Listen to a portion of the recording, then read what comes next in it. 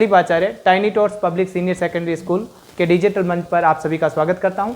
तो आज हम पढ़ेंगे पंचमी विभक्ति अपादान कारक, जिसका नियम संख्या है 5। जनि क्रतुः प्रकृति, जिसका अर्थ है जन धातु क्या जो करता है। जन धातु का अर्थ होता है जन्म देना, क्रतु अर्थात कर्ता।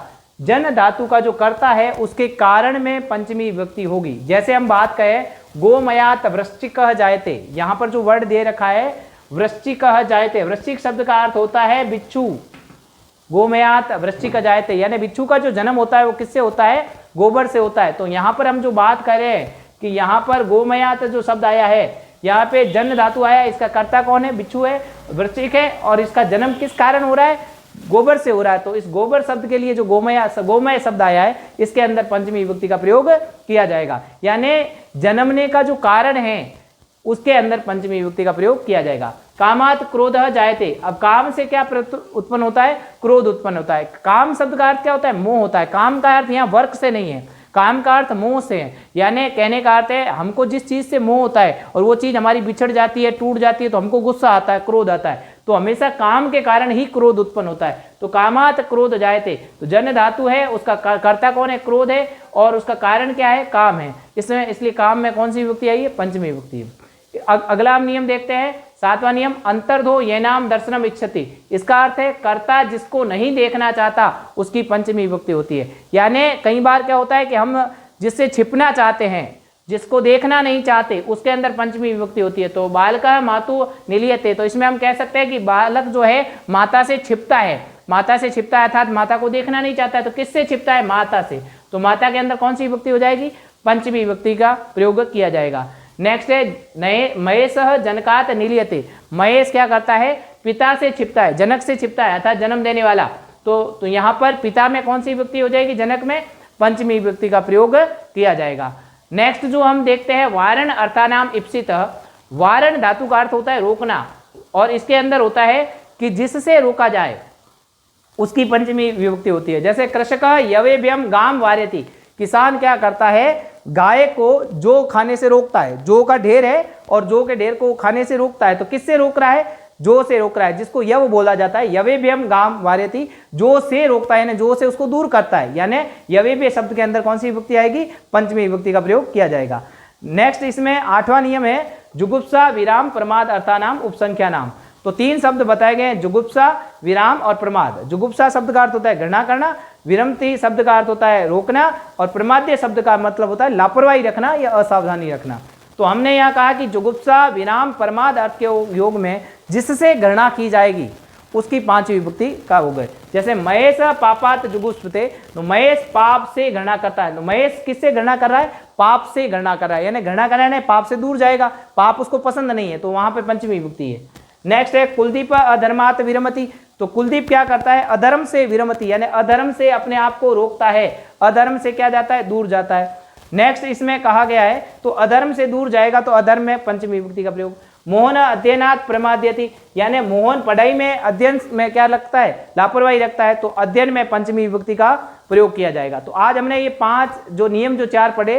पहला जनिकृतु प्रकृति, जिसमें क्या था कि जो जन्मने का कारण है उसके अंदर पंचमी विभक्ति का प्रयोग किया गया। तो बिच्छू का जन्म गोबर से, तो उसमें कारण है, इसलिए वहां पर पंचमी विभक्ति का। नेक्स्ट नियम था अंतर्धो येनाम दर्शनम, जिसका अर्थ है कि व्यक्ति जिससे छिपता है, जिसको देखना नहीं चाहता, उसमें 5वीं विभक्ति। नेक्स्ट है जिससे रोका जाए, उसके अंदर पंचमी विभक्ति। और अगला नियम है जिससे घृणा की जाए, उसके अंतर्गत 5वीं विभक्ति का प्रयोग किया जाता है। पंचमी विभक्ति का 9वां नियम तरप प्रत्यय से योगे। तरप व युसुन प्रत्यय के योग में हमेशा पंचमी विभक्ति का प्रयोग किया जाता है। तरप प्रत्यय का प्रयोग कहाँ किया जाता है? जहाँ 2 चीज़ों में कंपेयर किया जाता है, 2 चीज़ों में तुलना की जाती है, तो वहाँ पर जिससे तुलना की जाएगी उसकी पंचमी विभक्ति होगी। जैसे राम श्यामात् पटुतरः अस्ति, राम श्याम से पटु है अर्थात चतुर है। तो राम किससे चतुर है? श्याम से। श्याम से तुलना की जा रही है, श्याम के अंदर पंचमी विभक्ति। माता भूमि गुरुतरा अस्ति, माता जो है भूमि से बढ़कर है। तो माता और भूमि की तुलना की जाए, भूमि अर्थात मातृभूमि और माता यानी जन्म देने वाली मातृ। तो यहाँ पर जन्म देने वाली माँ है, जो मातृभूमि से क्या है, बढ़कर है, तो 2 से तुलना की गई है। तो जहां पर भी तरप प्रत्यय के शब्द आएंगे उससे पहले वाला जो शब्द आएगा उसके अंतर्गत हमेशा पंचमी विभक्ति का प्रयोग किया जाएगा। अंतिम नियम पंचमी विभक्ति का ये कह रहे हैं कि ऋते, प्रभृति, बहि, प्राक, अन्य, अनंतरम, पृथक, परम, इन शब्दों के साथ हमेशा पांचवी विभक्ति का प्रयोग किया जाएगा। ये शब्द जहां पर भी आएंगे इनसे पहले जो वर्ण आएगा उसके अंदर पंचमी विभक्ति का प्रयोग किया जाएगा।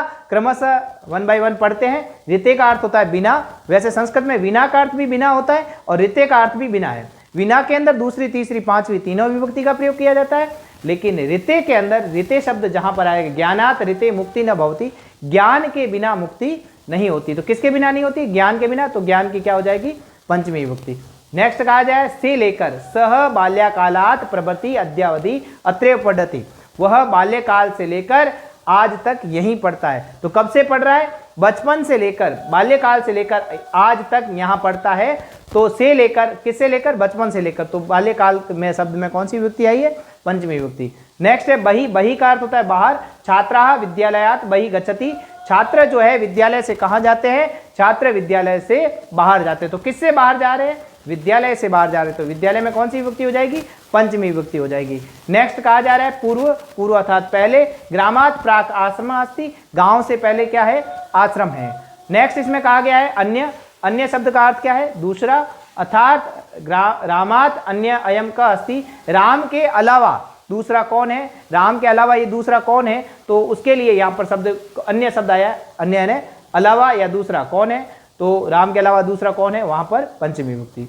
नेक्स्ट है अनंतरम, अनंतरम यानी के बाद, यशवंत पठनात् अनंतरम क्रीडा क्षेत्रम गच्छति, तो यशवंत पढ़ने के बाद कहाँ जाता है, खेल के मैदान में जाता है। तो किसके बाद जाता है, पढ़ने के बाद जाता है, तो पढ़ने में कौन सी विभक्ति आएगी, पंचमी विभक्ति। नेक्स्ट है पृथक, पृथक यानी अलग होना, नगरात् पृथक आश्रम अस्ति, नगर से अलग आश्रम है, नगर के हटकर, नगर के अलावा दूसरा क्या है, आश्रम है, तो नगर से अलग है, तो वहां पर पृथक का शब्द का प्रयोग किया गया। नेक्स्ट है परम, परम अर्थात बाद, रामात् परम श्याम अस्ति, राम के अलावा, राम के बाद दूसरा कौन है, श्याम, यदि राम की बारी नहीं आती है तो राम के अलावा दूसरा कौन मौजूद है, श्याम है, तो राम के बाद में श्याम अस्ति। तो हमने अभी पंचमी विभक्ति के 2 नियम पढ़े, जिसके अंतर्गत याद तरफ प्रत्यय जहां 2 में तुलना की जाती है, जिससे तुलना की जाएगी उसमें पांचवी विभक्ति आएगी। और ये जो शब्द दिए गए हैं, ये शब्द जहां पे भी आएंगे इनसे पहले वाले वर्ण के अंदर हमेशा पांचवी विभक्ति का प्रयोग किया जाएगा। नेक्स्ट हम पढ़ते हैं षष्ठी विभक्ति। तो षष्ठी विभक्ति संबंध कारक में होती है, जहां पर भी रिलेशन या संबंध होते हैं वहां पर षष्ठी विभक्ति का प्रयोग किया जाता है। जैसे हम कहें रामस्य भ्राता लक्ष्मण अस्ति, राम का भाई कौन है, लक्ष्मण है, तो किसका भाई है, राम का, तो उससे संबंध बताया जा रहा है राम का, तो रामस्य हो गया। उसी प्रकार यहाँ के भी उदाहरणों को हम देखते हैं। रमेश संस्कृत से पुस्तकम पठति, रमेश संस्कृत की पुस्तक पढ़ता है, तो जो पुस्तक है वो किस भाषा की है, संस्कृत भाषा की, तो ये उसका संबंध दर्शा रहा है, इसलिए यहाँ पर कौन सी विभक्ति है, षष्ठी विभक्ति का प्रयोग किया गया। दूसरा नियम क्या कहता है, यतश्च निर्धारणम, यतश्च निर्धारणम का अर्थ है जहां निर्धारण किया जाता है, जैसे बहुत बड़े ग्रुप में किसी एक को अच्छा, किसी एक को श्रेष्ठ बताया जाता है, जो सुपरलेटिव डिग्री होती है, वह जो प्रयोग यहाँ होता है उसी को कहा गया है कि कवियों में कालिदास, जितने भी कवि हैं उन सब में कालिदास को श्रेष्ठ माना गया है। तो यहाँ पर षष्ठी और सप्तमी विकल्प से आती है, हम अपनी इच्छा पे आपकी डिपेंड करता है कि षष्ठी का प्रयोग करो या सातवीं का प्रयोग करो। तो इसलिए नियमों के अंदर हमने दोनों शब्दों को लिखा है, कवि नाम भी लिखा है, कविशु भी लिखा है। अब कवि नाम और कविशु में से कोई भी शब्द एग्जाम में लिखते हो तो हमारा सही होता है। कवि नाम कविशु कालिदास श्रेष्ठ अस्ति, कवियों में कालिदास श्रेष्ठ है। छात्राणाम छात्रेषु सुरेश पटुतम अस्ति, छात्र और छात्राओं में सुरेश पटु है, पटु अर्थात चतुर है। तो ये 2 नियम हमने पढ़े, पहला षष्ठी से जो संबंध को दर्शाता है, और यतश्च निर्धारणम जो नियम क्या कह रहा है, अनेक में से जो किसी एक को श्रेष्ठ बताया जाता है उसको हम कहते हैं कि जिसको श्रेष्ठ, किस पूरे ग्रुप में से, कवियों में से श्रेष्ठ है या छात्रों में से श्रेष्ठ है, पूरे ग्रुप को अंदर जो षष्ठी या सातवीं जो विभक्ति आएगी वो विकल्प आएगा के अनुसार आएगा। आपको हमारा वीडियो पसंद आया तो लाइक करें, शेयर करें, सब्सक्राइब करें। धन्यवाद।